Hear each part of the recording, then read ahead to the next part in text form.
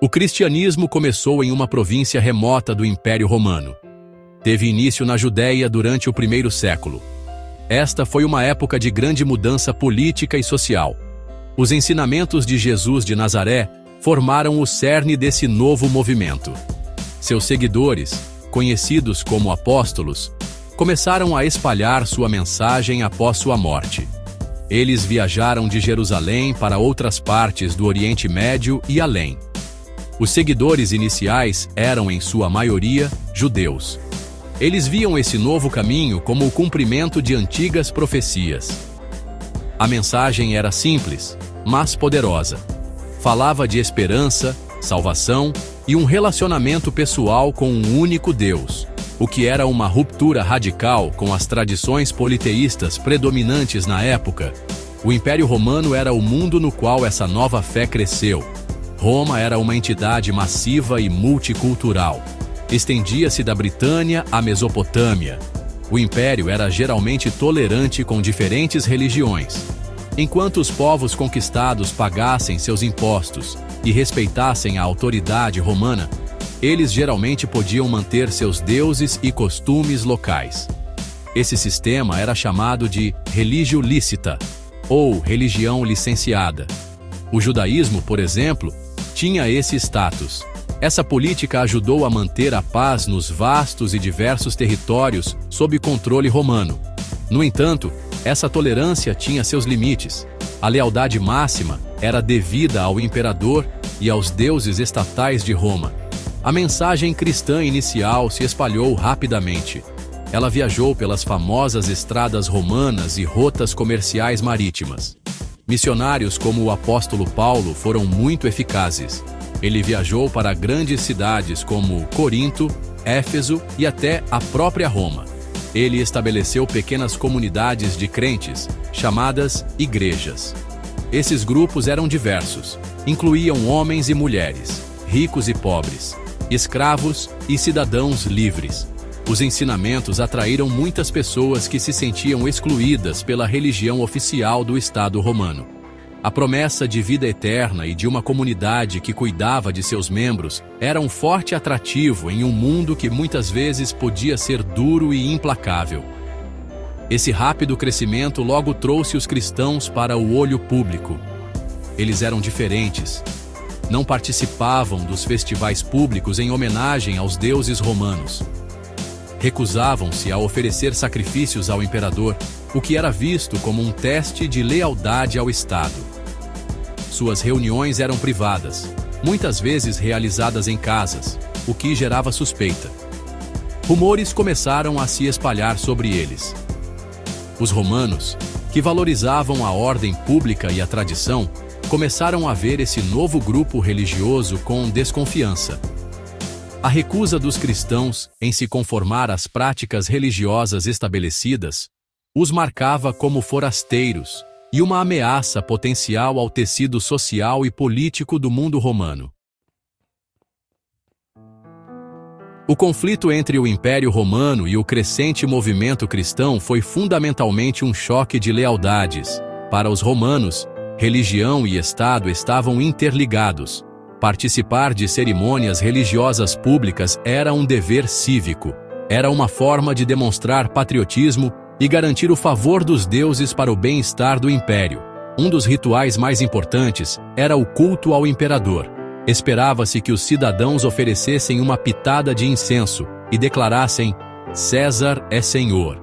Isso era visto não apenas como um ato religioso, mas como uma declaração política de lealdade ao imperador e ao próprio Estado romano. Era um ato simples que unia os diversos povos do império sob uma única autoridade. Os cristãos, no entanto, tinham uma visão de mundo diferente. Sua crença central era: Jesus é Senhor. Essa era uma afirmação exclusiva. Eles acreditavam em um único Deus e não podiam adorar outras divindades, incluindo o imperador deificado. Para eles, queimar incenso a César era um ato de idolatria, uma traição à sua fé. Essa recusa não era intencionada como rebelião política. Era uma questão de profunda convicção religiosa.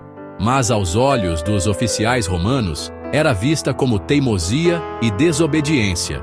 Esse ato de não conformidade, conhecido em latim como contumácia, era interpretado como um desafio direto à autoridade do imperador e uma ameaça à unidade e estabilidade do Estado.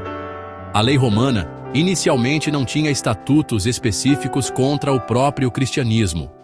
Em vez disso, os cristãos eram frequentemente processados sob leis existentes. Eles podiam ser acusados de ateísmo porque negavam a existência dos deuses romanos.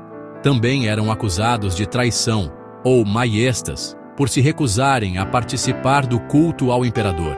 A natureza secreta de suas reuniões alimentava rumores bizarros e maliciosos. Acusações de canibalismo, decorrentes de um mal-entendido da Eucaristia, e incesto, de sua prática de se chamarem de irmão e irmã, eram comuns. Esses rumores pintavam os cristãos como imorais e perigosos, tornando mais fácil para o público e as autoridades justificarem o tratamento severo contra eles. O processo legal para um cristão era frequentemente direto e brutal. Quando levados perante um magistrado, eles eram simplesmente perguntados se eram cristãos. Se confessassem, recebiam a chance de se retratar. Isso geralmente envolvia fazer uma oferenda a uma estátua do imperador ou dos deuses. Se recusassem essa última oportunidade, a punição era frequentemente imediata e severa. Dependendo de seu status social, as penalidades variavam de serem enviados para as minas, a serem jogados para feras selvagens na arena, para entretenimento público, ou execução por decapitação ou crucificação. O crime não era nenhuma ação específica, mas simplesmente o ato de ser cristão. A primeira grande perseguição patrocinada pelo Estado começou sob o imperador Nero, no ano 64 d.C. Um grande incêndio devastou a cidade de Roma. Para desviar os rumores de que ele mesmo havia iniciado o incêndio, Nero precisava de um bode expiatório. Ele escolheu os cristãos, que já eram mal vistos e suspeitos pela população romana. O historiador Tácito registrou que uma vasta multidão foi condenada, não tanto pelo crime de incêndio, mas por seu ódio à humanidade. As punições foram excepcionalmente cruéis. Cristãos eram cobertos com peles de animais e despedaçados por cães, crucificados, ou untados com materiais inflamáveis e usados como tochas humanas para iluminar os jardins de Nero à noite. Essa perseguição foi localizada em Roma, mas estabeleceu um precedente terrível para como os cristãos poderiam ser tratados. Pelos 2 séculos seguintes, as perseguições foram geralmente esporádicas e locais, em vez de em todo o império. A política oficial era frequentemente baseada em uma carta do imperador Trajano a Plínio, o Jovem, um governador provincial, por volta de 112 d.C. As instruções de Trajano eram que os cristãos não deveriam ser ativamente procurados. No entanto, se fossem formalmente acusados e se recusassem a renunciar à sua fé, sacrificando aos deuses romanos, seriam punidos. Essa política criou um estranho limbo legal. O cristianismo era efetivamente ilegal, mas o Estado não gastaria recursos para caçar os crentes.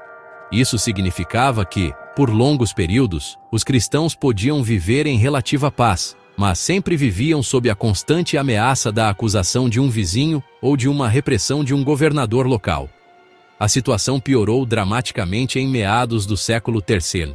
O Império Romano enfrentava graves crises militares, econômicas e políticas. Imperadores como Décio e Valeriano acreditavam que esses problemas eram resultado da ira dos deuses. Eles raciocinaram que os deuses estavam insatisfeitos porque muitas pessoas, os cristãos, os haviam abandonado. Em 250 d.C., Décio emitiu um edito exigindo que todos os habitantes do império realizassem um sacrifício público aos deuses.